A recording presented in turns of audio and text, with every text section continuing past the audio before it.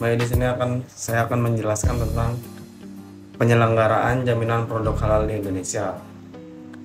Materi ini membahas tentang penyelenggaraan jaminan produk halal di Indonesia sebagai bagian dari upaya perlindungan konsumen, khususnya konsumen muslim.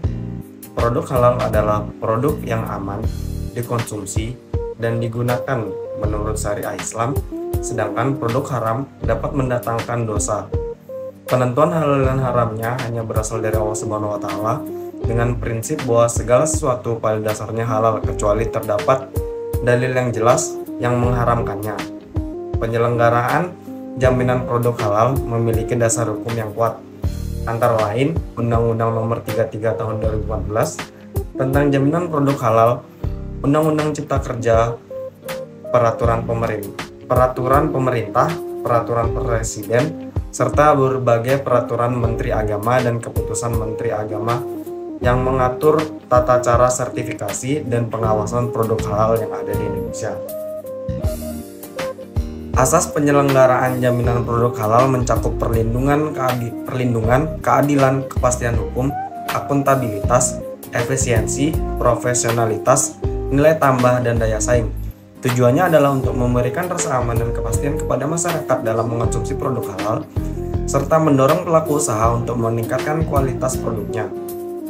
Lembaga-lembaga yang terlibat dalam proses ini meliputi BPJPH sebagai pelaksana utama di bawah Kementerian Agama, Lembaga Pemeriksa Halal atau LPH yang bertugas memeriksa dan menguji produk, serta Komisi Fatwa MUI yang menetapkan kehalalan produk berdasarkan prinsip-prinsip syariat Islam. Di sini saya akan menjelaskan tentang proses sertifikasi halal. Pertama, ada jalur self-declare atau mandiri, itu khusus untuk usaha mikro, kecil, dan menengah.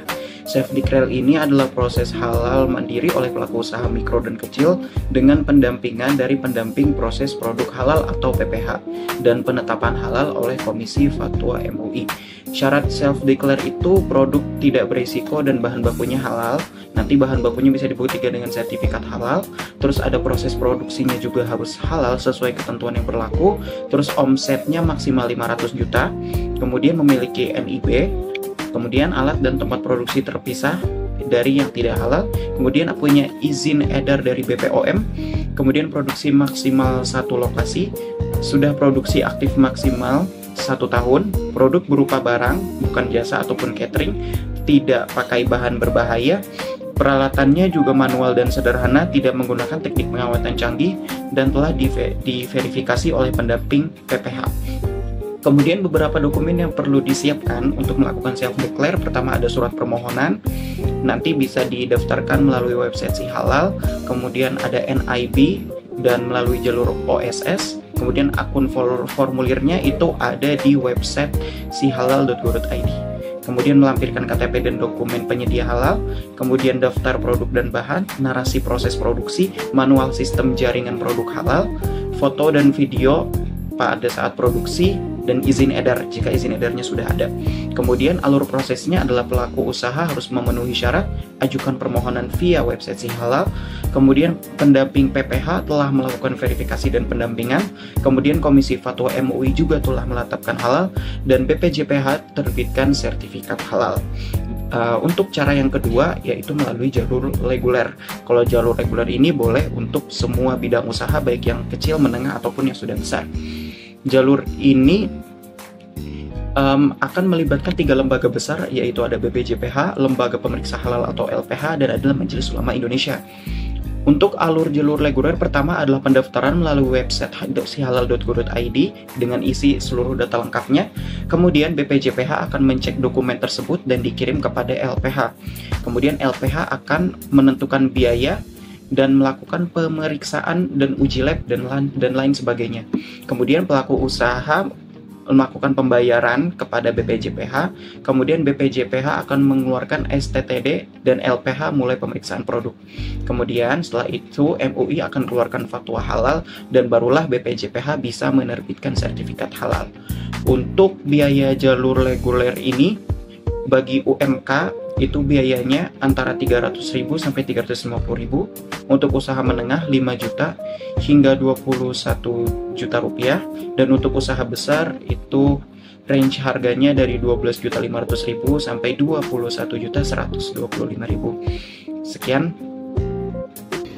Baik, nama saya Muhammad Haikal Maulana Al-Farizi. Saya akan melanjutkan penjelasan materi saya. Yang selanjutnya ada kerjasama internasional jaminan produk halal.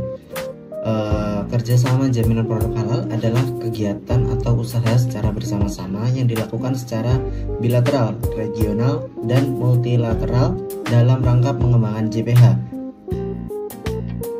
Menurut pasal 2 dari Peraturan Menteri Agama Nomor 2 Tahun 2022, kerjasama internasional JPH meliputi hal-hal yang berikut. Yang pertama, pengembangan jaminan produk halal yang meliputi pengembangan teknologi, sumber daya manusia, serta pembangunan sarana dan prasarana.